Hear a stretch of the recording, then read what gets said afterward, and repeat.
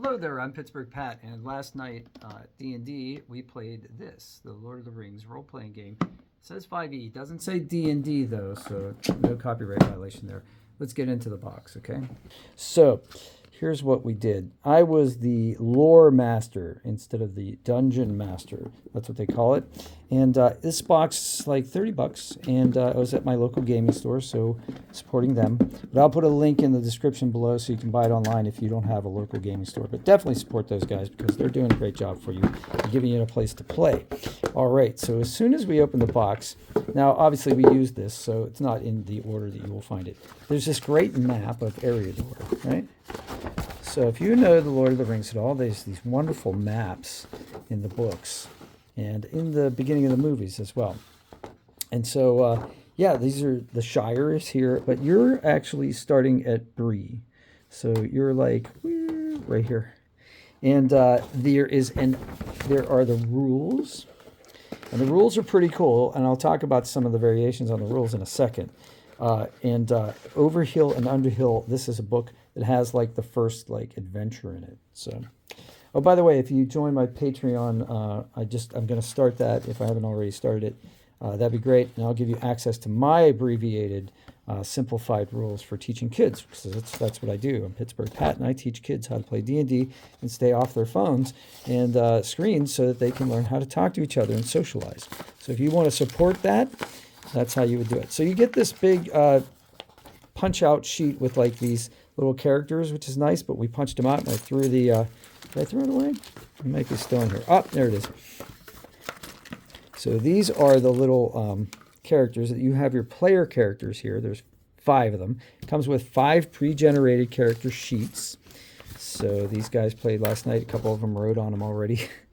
But you can see you have strength, dex, right? Constitution, intelligence, wisdom, charisma. Very familiar things. But you also have some like pretty cool things here like you don't have on the standard 5e 2024 rules. You have like explore. You have old lore. So like this is, a little bit different. There are some different mechanics as well. The main thing is what they call shadow and the shadow path. So you get shadow points for doing certain things or encountering certain things and failing on like wisdom checks, that sort of thing. I'll get into shadow in a minute. But like there's also a really cool thing is on the back of each of these character sheets, there's a description of the character. So what's kind of cool for new players is if you hand them this and they've never seen a character sheet before, they're like, what? But if you hand them like this and it's a description of the character, right? And they're like, you joined the Wandering Company and listened to blah, blah, blah, blah, blah. It gives a description of like the character in the setting. It sets up the fact that you're all players in the same like traveling company, which is cool. And they even have a took in here too. And so those fans of Pippin got a great.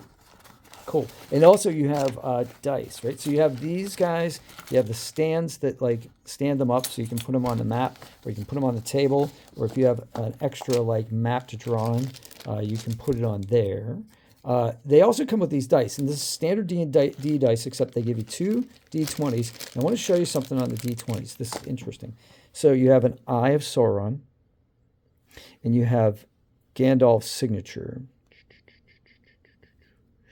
right?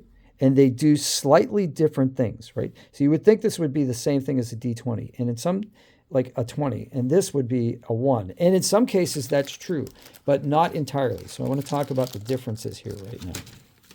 So these are the things that my players found really cool about the new rules. Okay, so like in combat, for instance, when you do critical hits on those dice that I just showed you, right?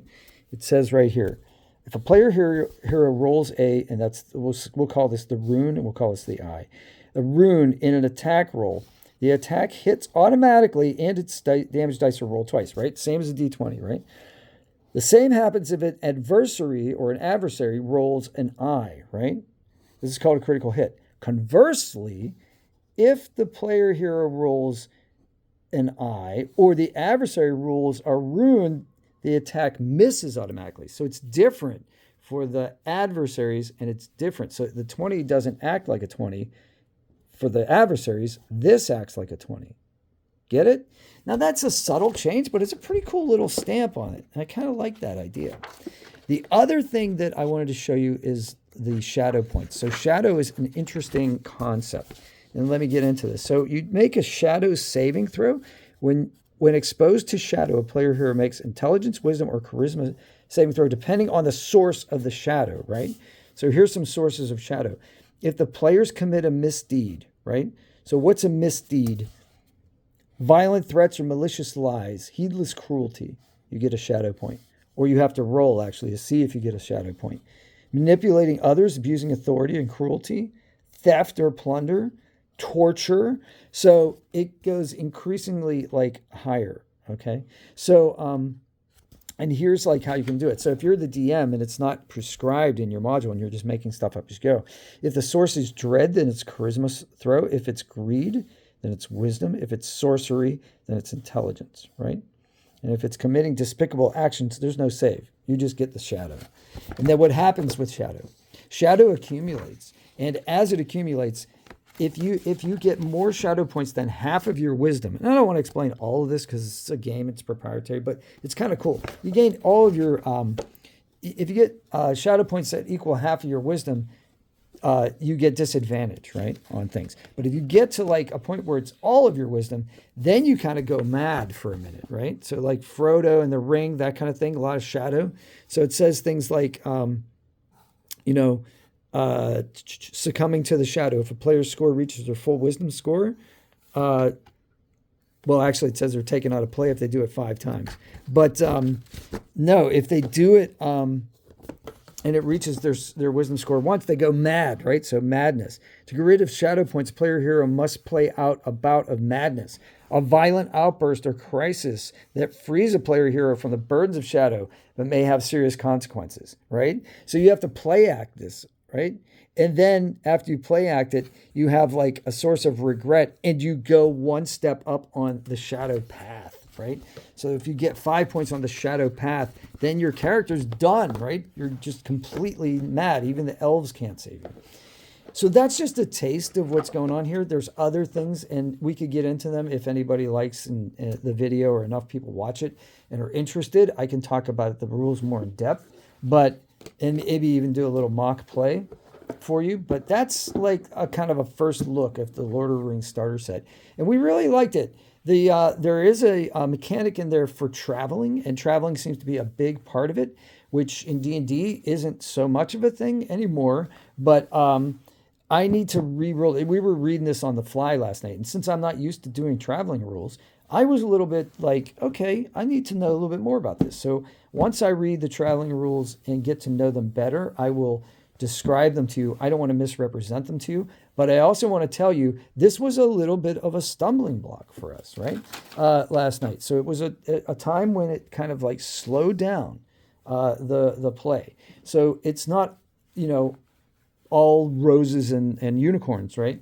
There's stuff that I think could be worked out, or maybe it's just my lack of knowledge. So if you've played this game, tell me in the comments below if you know about like travel rules and how they are, and I'm misrepresenting how complex they are. You can tell me that too.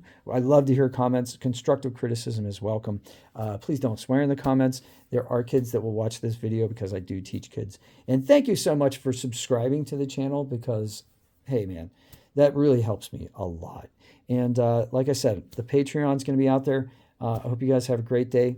I'll see you on the next one. And thanks. This is Pittsburgh Pat signing off. I might have merch too.